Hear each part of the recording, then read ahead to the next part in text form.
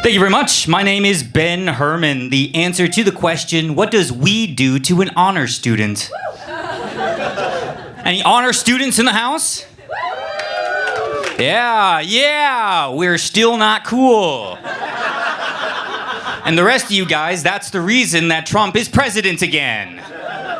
Maybe if you had just read Huckleberry Finn, we wouldn't be in this situation. I was a great student. I was the top student, ranked #1. And I thought that would come with a certain amount of respect, but instead I got ridiculed, which is a huge surprise. I mean, getting bullied for being good at school?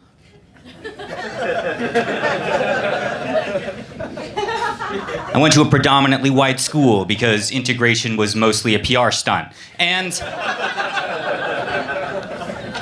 they would look at my grades and say, well, it's just 'cause he's Asian, you know. He's only so smart 'cause he's Asian, which is ridiculous. To credit my accomplishments with my ethnicity, and to totally overlook the countless nights my parents spent hitting me.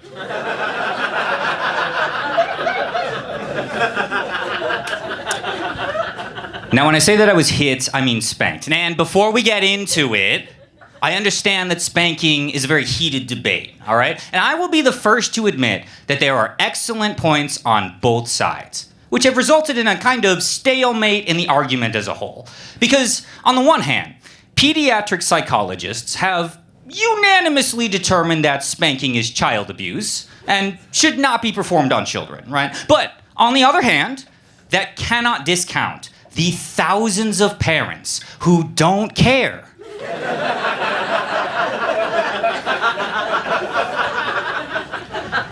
Spanking actually makes me, really upset because under the right circumstances, it's actually pretty awesome.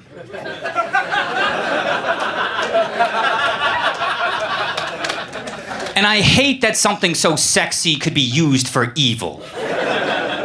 You know, like Gal Gadot.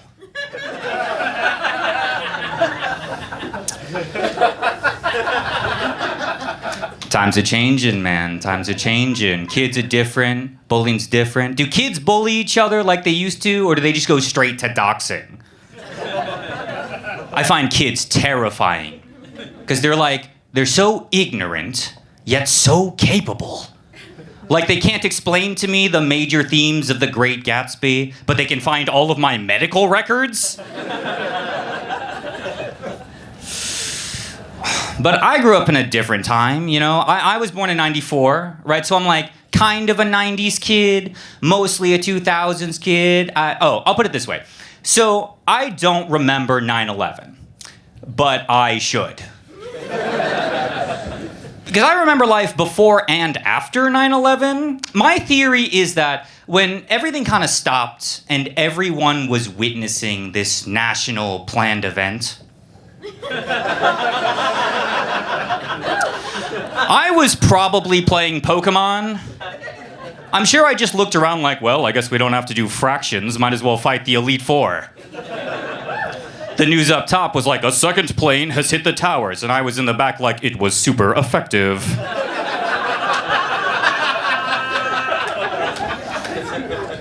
But I do remember in the early 2000s, they had enough of bullying, right? So they assembled elite strike teams of college virgins to go to gymnasiums across the Midwest, and they would rock up in formation. Hey guys, we're here to talk to you about bullying. Now, bullying is uncool. What is bullying?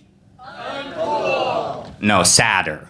Uncool. Perfect. Like I'm walking through a time portal. My Chemical Romance is big. Thanks, 9/11.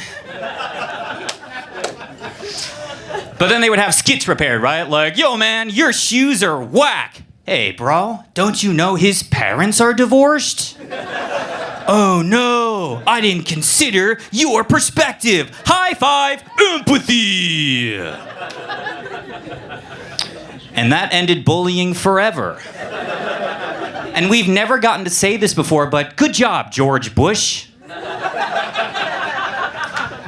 I think that bullies learned a lot from those presentations, like how you can make fun of a person's shoes and their parents' divorce. Mockery. Pass it on. Pass It On was a campaign created by the Foundation for a Better Life, as well as Ronald Reagan's policy on AIDS. All right, I've been Jimmy O Yang. Thank you very much, everybody. It's spelled Ben Herman.